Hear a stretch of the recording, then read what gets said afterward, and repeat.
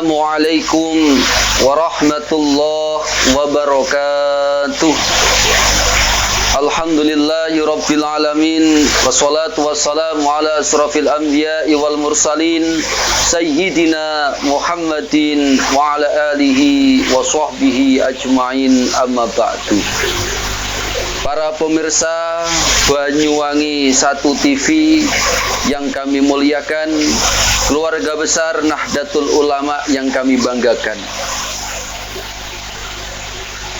Ada sebuah kisah, ada sebuah cerita yang bernama Imam Bukhari.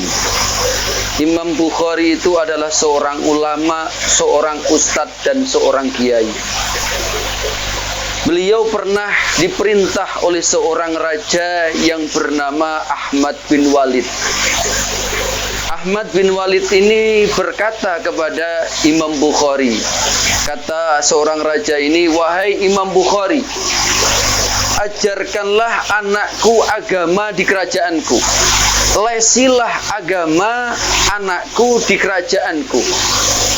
Lalu Imam Bukhari berkata kepada sang raja, "Wahai Raja Ahmad bin Walid, kalau engkau menginginkan anakmu bisa menjadi anak yang alim, menginginkan anakmu bisa menjadi anak yang ahli ibadah, jangan saya mendatangi anakmu, tapi harus anakmu yang mendatangi saya. Jangan seorang guru, kiai mendatangi santri, tapi harus santri yang mendatangi seorang kiai. Harus murid mendatangi seorang kiai."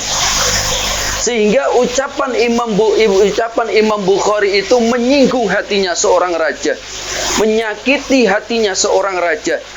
Sehingga Imam Bukhari itu disakiti, direndahkan, bahkan dizalimi, bahkan sampai diusir dari tanah kelahirannya oleh sang raja ini tadi.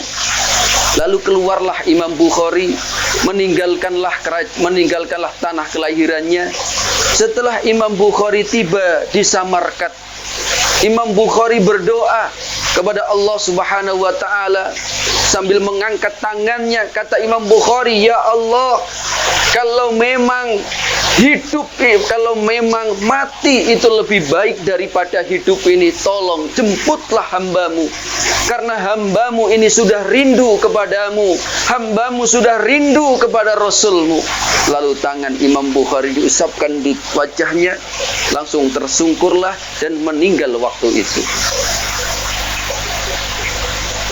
Seorang raja karena pernah merendahkan, menyakiti, menzalimi seorang ulama, seorang kiai, seorang ustadz, Allah Subhanahu wa taala tidak tinggal diam. Dibuka kejelekan-kejelekan oleh Allah. Seorang Raja Ahmad bin Walid ini dibuka kejelekannya oleh Allah. Ternyata ia adalah seorang raja yang korupsi, seorang raja yang koruptor. Lalu ia dimasukkan di penjara, jarak 2 bulan, meninggal di dalam penjara, meninggal dalam keadaan hina, dihinakan oleh Allah karena pernah menghina seorang ulama. Masirul hadirin, para pemirsa Banyuwangi 1 TV, saya hanya ingin berpesan, ketika engkau menjadi seorang pejabat, seperti misal ketika engkau menjadi seorang tokoh, orang yang kaya, usahamu di mana-mana, tolong jangan engkau rendahkan itu ulama. Jangan engkau sakiti itu seorang ulama. Ketika engkau menyakiti seorang ulama, merendahkan seorang ulama, apa yang engkau banggakan, apa yang engkau puja-puja itu akan dirusak oleh Allah. Engkau bangga dengan jabatanmu, engkau bangga dengan kedudukanmu, engkau bangga dengan usahamu, engkau bangga dengan hartamu, sehingga berani merendahkan seorang ulama, berani meremehkan seorang ulama. Tunggu sebentar lagi, usahamu, jabatanmu, kedudukanmu, hartamu akan dirusak, bahkan dihancurkan oleh Allah, bahkan engkau sampai dihinakan oleh Allah sampai di akhir hayatmu. Maaf, kami tidak menakut-nakuti, memang ini menakutkan. Masirul hadirin, para pemirsa Banyuwangi 1 TV, itulah ulama. Tolong saya berpesan lagi, muliakanlah itu ulama, hargailah itu ulama. Karena al-ulama'u warasatul anbiya, ulama itu adalah pewarisnya Nabi. Ulama itu adalah generasinya Nabi.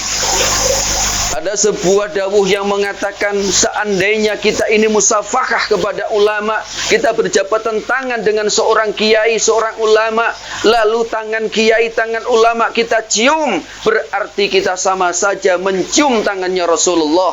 Dan barang siapa yang jasadnya pernah bersentuhan dengan jasadnya Rasulullah, kulitnya pernah bersentuhan dengan kulitnya Rasulullah, jasad orang itu tidak akan pernah merasakan panasnya api neraka. Para pemirsa Banyuwangi 1 TV, mudah-mudahan melalui tausiah ini bisa menjadikan inovasi kita untuk semakin mahabbah, semakin cinta, dan semakin mau memuliakan seorang ulama dan seorang kiai. Karena ulama kiai ini adalah orang-orang yang dimuliakan oleh Allah, orang-orang yang sangat dihargai oleh Allah. Ketika kita mau memuliakan ulama, kita tawadhu kepada ulama, Allah Subhanahu wa taala akan memberikan sebuah kebanggaan, kebahagiaan kepada kita. Tetapi ketika kita ini sudah berani merendahkan ulama, meremehkan seorang ulama, kita pasti akan diremehkan dan direndahkan oleh Allah Subhanahu wa taala. Mudah-mudahan ini bisa bermanfaat bagi kita semua. Akhiri wassalamualaikum warahmatullahi wabarakatuh.